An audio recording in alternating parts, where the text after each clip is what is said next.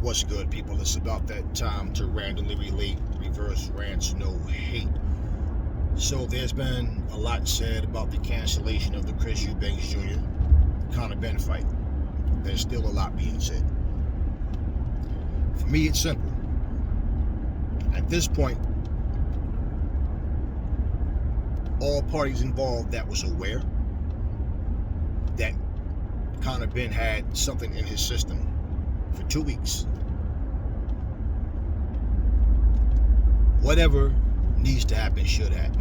Whether it's suspensions, fines, Conor Benn should have to prove that he's innocent. Things can happen where you look completely guilty and you're not.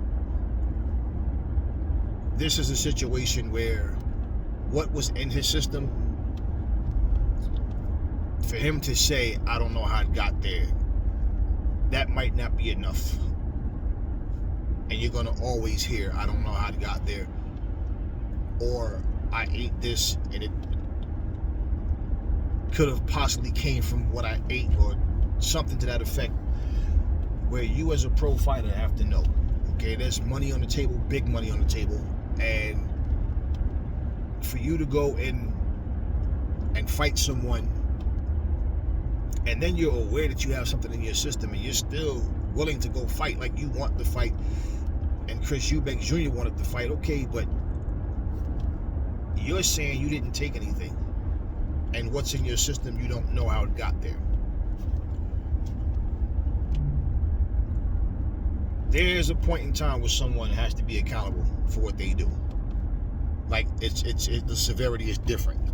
This is one of those times, because we can't just have people coming into boxing, I'm innocent, I'm clean, I would never take anything, I don't know how it got there, and you mean to tell me that it's go time and you don't know what you've been eating? I mean, people pig out and do certain things when they fought, and then they take a little break and eat the things that they normally don't eat, then they get back to training, and okay, you make sure that your system is clean. The only person that truthfully knows what happened, that can tell the truth, is Conor Benn, unless he had witnesses to know that he did something he shouldn't have done. Otherwise, to just keep saying, I don't know what's in my system, and even Eddie Hearn and all parties involved, their ignorance of saying, like when Eddie says, either suspend Conor Benn or let him fight, it's like you're blatantly overlooking the fact that this man has something in his system. But I understand the confusion of saying he's not suspended, but yet they're holding the fight up. That part made no sense to me either. So I'm thinking, okay, they may still be further investigating this situation, because I don't see how you're going to not suspend him, but yet the fight's off. So the understanding that I have is that he may be facing a ban. That it could, if they feel like he's guilty. They just got, what did Pharmacy Miller have? 4 years, right? Something to that effect. So we never know. I'm not into this story for the drama. This is not a storyline to me. It's not drama. This is something that should not have happened, but we're giving boxing news, and it's like I'm really kind of tired of talking about it. But that's just my take. Conor Benn should have to prove that he's clean, and for him to say he don't know how whatever got in his system. What do people around you, people on your team, put stuff in your drink, in your food? What kind of things? I would want to know personally. Like, okay, what the hell was in my system? I would definitely want to know. This should be a direct message to boxing. This should not be just something that happens. It's talked about, and everybody has juicy gossip about Conor Benn. No. Fighters need to understand, athletes in general. Okay, but we're talking about boxing, so boxing, they need to know, no, you can't go and dope yourself up. You can't go take things that you think we're not going to find, or whatever it may be. You have to be held accountable for what's in your body. See, I thought this fight was a bad idea from the very beginning. Because, like I said, I'm looking at why is a 147-pound fighter fighting a guy that fights at 160, 168. Like, why? What's the for what? The whole storyline between the fathers. They had a heated rivalry. They had their 2 fights, and pretty much that ship sailed. No, but the greed, the whole let's make this fight. Why? And let's pull their dads in, and that'll make it more appealing to people, and they'll get more involved because the dads are famous. This fight, as far as I'm concerned, wasn't necessary. But like I said, this fight went from people worrying about Conor fighting a much bigger, stronger guy to actually having interest in this fight. I personally wasn't, oh, yeah, but I was, in a position of, yeah, I'll check the fight out.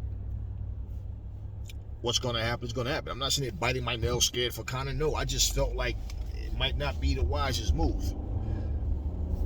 At the same time, this is a situation where, when enough is enough, it's like this should be that situation. Enough is enough. And not only is their fight off, but again, the undercard, all those people have to not get their payday because of this situation. So Conor can screw face the camera and talk as serious as he want and saying that he don't know how it got in his system, but at the end of the day, it's in your system. And the fact that people were willing to and let the fight go on, Eddie Hearn included, this is like, it just goes to show you. Now, Eddie said it's not true. They wasn't trying to find another board to go to try and let the fight go on. They're going to deal with the same board. Okay, fine. But he showed like no understanding of, here's a guy in the ring. Okay, here's a guy that's going to go into the ring and he's not clean.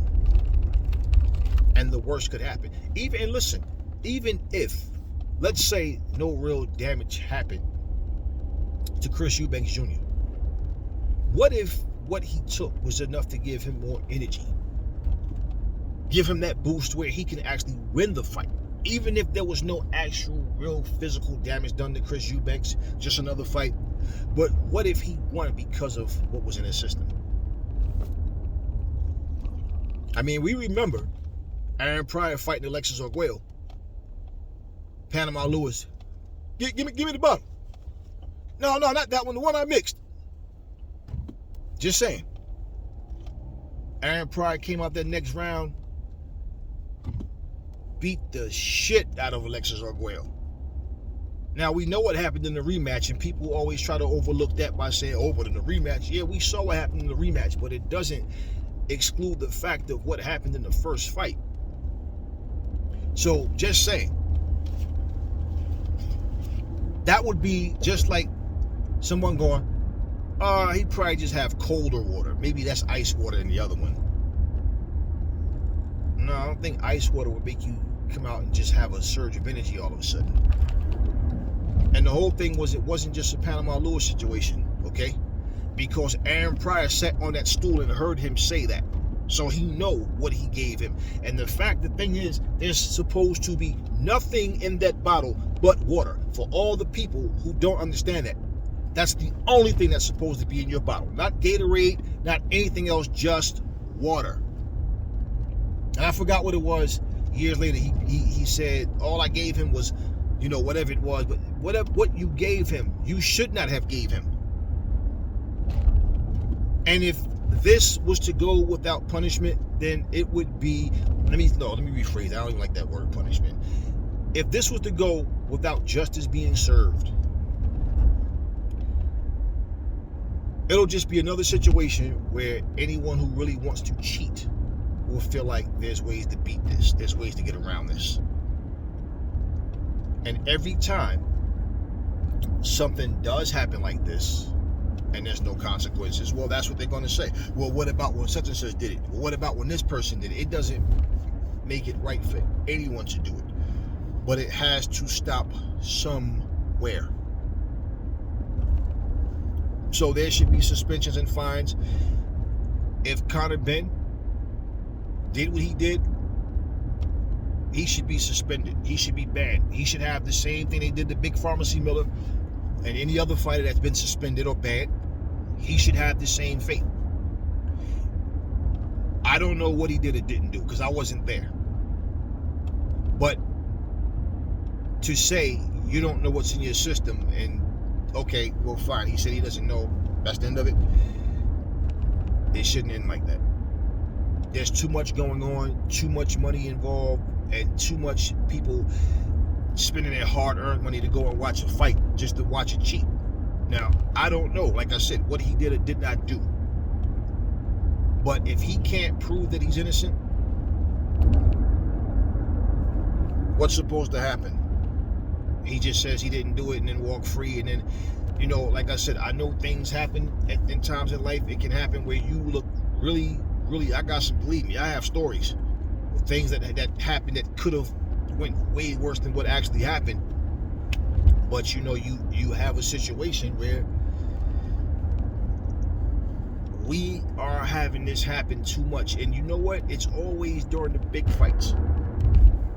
And then every fighter that's been beaten by a guy that they find something in their system, it comes to the point of they all start saying the same things. How do I know he didn't cheat when he fought me, right? And it just becomes this big thing. And then some people just try to capitalize off of that and try to, you know, make themselves relevant again, try to get their face in front of a camera.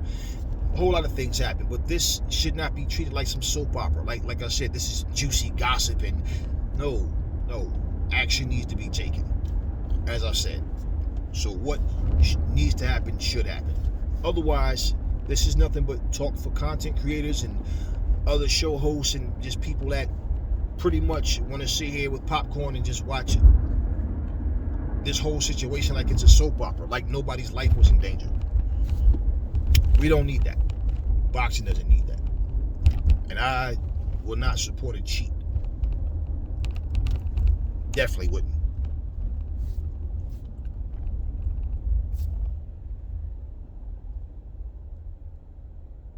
On to something else. Then I'm going to close this video because I'm about to go and get my eat on. I saw the Sebastian Fundora fight, and he's calling out Charlo. Now, me personally, I like to see fighters have the hunger and the belief, but also the skills. Now, we know Joe Joyce was a guy, like, you know, he's not the most defensive guy. He was there to be hit, but Joe Joyce is a different type of animal.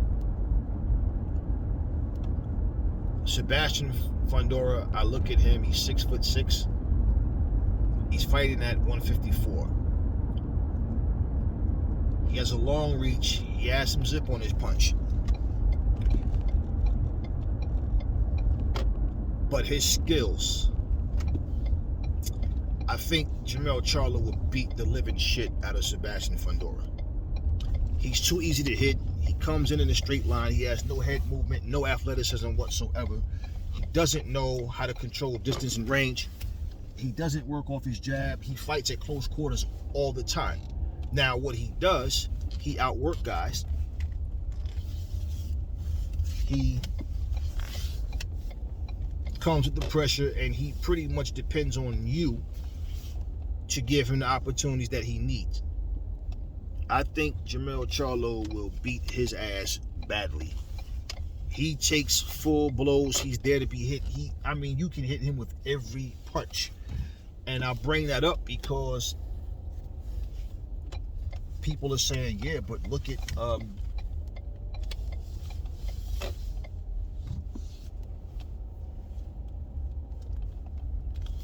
at Joe Joyce. Everybody's not Joe Joyce.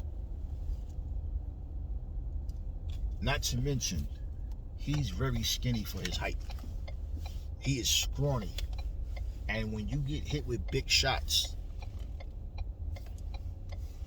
from a puncher, even if one don't put you down, that accumulation of punches cracking you over and over and over. It gets to a point where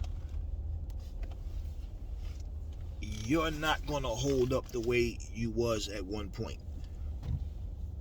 Charlo can punch. Unless Charlo fights stupidly, I don't even see him having a problem with Sebastian Fundora. Like, I don't think that that's a fight he can really win. Now, if he wants to fight and Charlo decides, hey, why not? There's several people that I can see beating Fundora. Fundora, he has heart, but he doesn't fight the way he's supposed to. If that guy learned how to work off of his jab, if he learned how to do that, if he actually understood that, I'm not going to say how good he could be or whatever, because a lot of times people fight a certain way that they just feel more comfortable fighting that way versus trying to learn a different way. But I'm not impressed by him at all. I just don't see him being a challenge for Charlo. I think that that's easy money that Charlo will knock him straight out. I think he gets destroyed. Like I said, he's just too easy to hit. And when you come in, straight line, chin straight up in the air, he throws wide looping shots. And pretty much because he's so tall, he's punching down at guys all the time. Well, body work. Charlo loves to work the body. He mixes it up well. Fundora is only effective if he can catch you standing still doing nothing and you're tired. Otherwise, as long as you can stick and move and stay in front of him when you want to be, give him angles and make him have to look for you, he's one of those guys that when he throws punches, his hard shots are, like I said, when he catch you doing nothing. But as far as him finding you and keeping you on the end of his shot and catching you, he doesn't do that. He doesn't have that stalker type, sniper type style. He's just more like, I'll just follow you around the ring and try to pin you on the ropes and work you. Otherwise, I don't see Fundora right now, especially. I don't think he'll ever be that good to beat Charlo, other than Charlo getting too old to the point where, his skills just fade away. Because right now, I don't see anything about Sebastian Fundora that warrants him to have a title shot. I feel like he has more fights. He has more to prove. He needs to sharpen up. At the same time, I do respect the fact that he's calling out Charlo. Him calling out Charlo is not the same as what's the guy that is calling out Terrence Crawford and Errol Smith. Y'all know what I'm talking about. It's not the same thing, because that guy can fight. Fundora, and y'all know by now with me, I like the variation of boxing. Like, everything's not the same. I don't look at one fight and say, I want that fight to be like this fight. No, I take each fight for what it is. For example, I like the more skillful, crafty boxers, right? But at the same time, I like a good scrap as well. So, like, I posted the short clip of Hearns versus Hagler, because all 3 rounds looked identical. Those guys are just going at each other. They came for war for real. That was just a fight.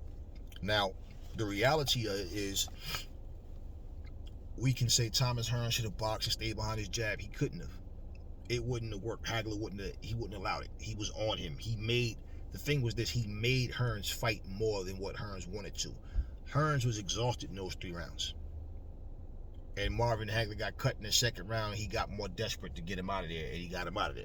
So those 3 rounds were like, it probably felt like 15 rounds for Hearns, because Hagler just kept coming, would not stop, kept coming. He took everything that Hearns had, kept coming. He never even got rocked or wobbled, and he was taking big shots from Hearns. That fight is different to me. versus guys who just have no defense. In every fight they have, look like rock'em sock'em robots because they don't know how to defend themselves. That is different. On the other hand, like I said, I appreciate all different facets and styles. There's no one particular style I like more than the other. But Fundora, I'm just not impressed by him as a fighter. The most I can say about Fundora is he has a puncher's chance to win. That's about it. Overall, he's so easy to hit. Like I said, for his size, everything, he just does not have the common sense to even stay behind his jab.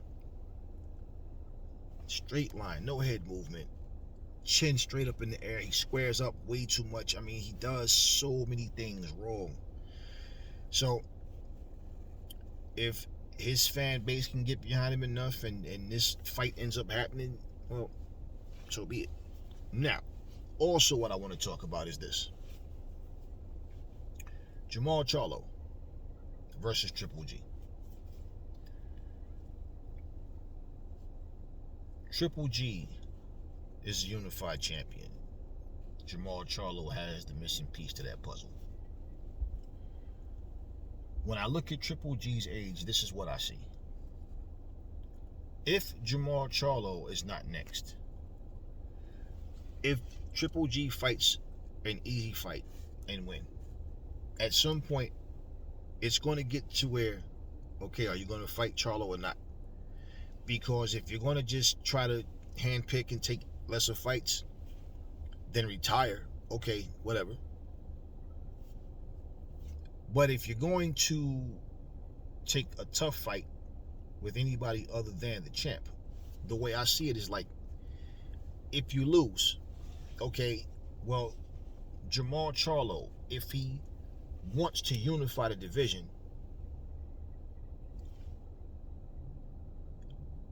there will be no reason for him to not fight that person that beats Triple G. But for Triple G, just for namesake alone, that would be the fight. And people are saying, oh, he was ducking Triple G. Now, I don't know what you guys been watching, but Charlo has been calling Triple G out for years now. And he's been calling out Canelo for years now. He's not leaving 160. Canelo's out the picture as far as I'm concerned, unless Jamal goes up. That would be a stupid move to me, to go up and fight a guy who has no interest in fighting you, because now you are abandoning your title. Now, if he was to have his people reach out to Canelo's people and say, look, I will come up to 168, but you got to promise me to fight.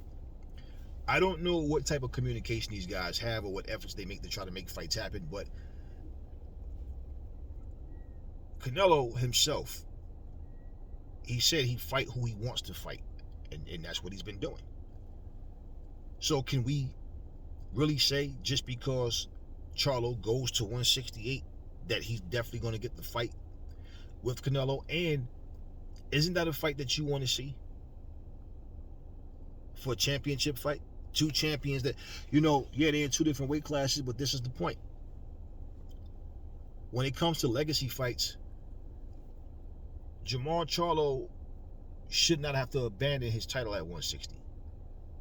He should be able to get a pass to go up the fight at 160 if he wants to.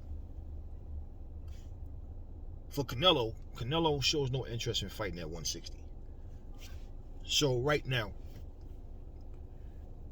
whether he can secure the fight with Triple G or not, I don't know. But that's the fight, in my opinion, that he should be going after. Because, like I said 2 years ago, I think Triple G need to just, but he wants to continue to fight, so be it. He just made $45 million against Canelo. And not only that, people were saying, oh, it was a great fight, two great opponents, and okay. We all know if he fights Charlo, I think Charlo will beat the dog shit out of him. and pretty much, Triple G was old, and that's what you're going to start to hear. I thought Triple G was showing signs of slip. I know he was for the past 2 years. But the point is, he is a unified champion at 160, so we can't even use that. It's not even an excuse, but we can't even factor that in, because the same guy we're talking about holds 3 of the major titles in that division. So what is Charlo supposed to do? This is why I'm saying I don't understand what it is with guys where they allow people to walk around with something that belongs to them. That's how I would see it. Those 3 belts you have, Triple G, they belong to me. I want that smoke. He's made it clear in interviews, but like I said, I don't know what's going on behind the scenes. But I think Charlo beats him easily, takes his belts, and pretty much, I don't know that Triple G retires, but at the same time, it's like fighters are just not hungry enough anymore. It's not a big deal to become. Anytime I hear fighters say, oh, being a champion don't mean nothing, or having a belt don't mean nothing no more, I have very little respect for fighters like that, because you're already making an excuse for yourself to not go out and step up in competition, because you're not going to become a champion fighting low tier fighters, right? So what's the whole purpose? Why'd you become a fighter? If it's just about a paycheck, then you don't want top dollar, because if you do, you know that you have to go through the ringer and fight the top guys. And again, like I said, now all of a sudden in this era of time where we're talking about, oh, but he can't fight everybody. That's what champions do. Champions move differently from the contenders. They fight the guys, all the top guys. What do you think a top 10 is for? So you can fight 2 or 3 out of the top 10 and then fight 20 and down? And like, no, that's not what we do. So I don't know what's next for Triple G. I don't know what's next for Charlo. I don't know what's next for any of these guys. Fundora is, saying what he's saying. I saw the old Campo fight, and I'm like, bro, you just not that guy, man. You're really just not that guy. But hey, go ahead with your bad self. If you want that smoke and Charlo decides he wants to fight you, so be it. If Charlo, and see, here's my thing. If Charlo turns him down and says, look, this guy's not a good fighter, anyone would sound really stupid saying, oh, he's ducking him like he's scared of him or something like that. The guy does not have enough. Like I said, he has some zip on his punch, but that's about it.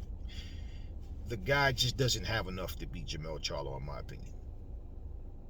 Now, if the fight actually happens, would you not agree there's better fights out there for Charlo than Fundora? So, this is what I'm saying. I'm not at all against the younger fighter trying to step up. That's what you're supposed to do. Not wait till you're 30 fucking years old and decide now let me try to do something with my career. Let me start to have some meaningful fights. No. This is your physical prime. You're in your 20s. Go out there and make it happen. Just saying, for all the fights that's out there, it's just so hard to get them. So I don't know what's going to happen anymore. So anytime we hear about a fight, what you're not going to hear Aries doing is going, yeah, we're going to get such and such versus such and such. Nope. We just get the word about who wants to fight who, or who's saying they want to fight who. Look, people, it's 2022. Still no Ryan Garcia versus Tank. No Ryan versus Haney. No Haney versus Teofimo. No Teofimo versus Tank. No Errol Spence versus Crawford. Still haven't got it. No AJ versus Tyson Fury. All of these fights that we keep, they just, for whatever reason, can't get made. Jerron Boots Ennis, that's the name I was thinking about. I know y'all knew who I was talking about, but yeah, Jerron Boots Ennis. That's what I was saying. Him calling out Crawford or Spence is not the same as Fundora calling out Charlo. Because Jerron Boots Ennis can fight. That dude can really fight. Just like Roy Jones, when they asked him, do he think he's ready for Crawford or Spence? I don't know if he's ready for them guys, but he definitely an impressive fighter. Well, there was a time when Roy Jones was the underdog fighting James Toney, and he made it look easy beating James Toney. So, just saying, Jerron Ennis can fight. I'm impressed with Jerron Boots Ennis. I'm not impressed with Fundora. Somebody said, oh, he need at least 2 more fights. He need more than just 2 fights. He need to learn how to use his physical gifts.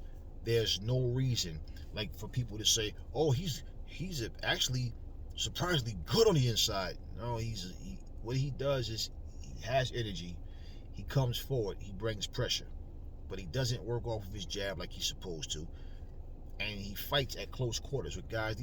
Listen, this dude is probably never going to find anyone his height ever, as long as he's boxing at junior middleweight. So,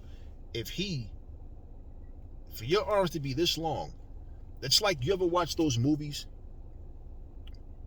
Some movie where some gang is fighting, or even those old kung fu movies where a guy has a sword and he runs up with the sword up here and get this close to the guy before he swing. Like, what's the purpose? You should have had a small knife if you were going to get that close. That's what he does. He fights in a phone booth. Riddick Bowe was good on the inside.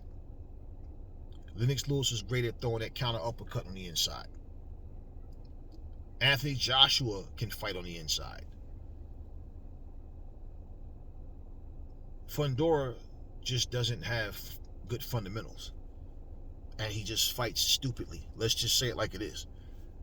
But his style, as flawed as it is, for the people that he's beaten, and because we've seen the emergence of Joe Joyce and people are starting to compare the two, it's like, I don't see Fundora taking shots from Jermell Charlo like that. I believe strongly he goes to sleep. I'd have to see it first, then okay, cool. Kudos to Fundora. But no, the guy is not, he's just not good enough to beat Jermell Charlo, in my opinion. Like I said, I see several people that I feel will beat that guy. His style is just, he's not that talented, but I do like his heart and his courage. That's really all I can say about him. So that's all I got for y'all right now. About to go get my grub on. Talk to me in the comment section, y'all. Never fall in love with lies. Remember, the truth brings hate out of people, and I will catch y'all on the next video.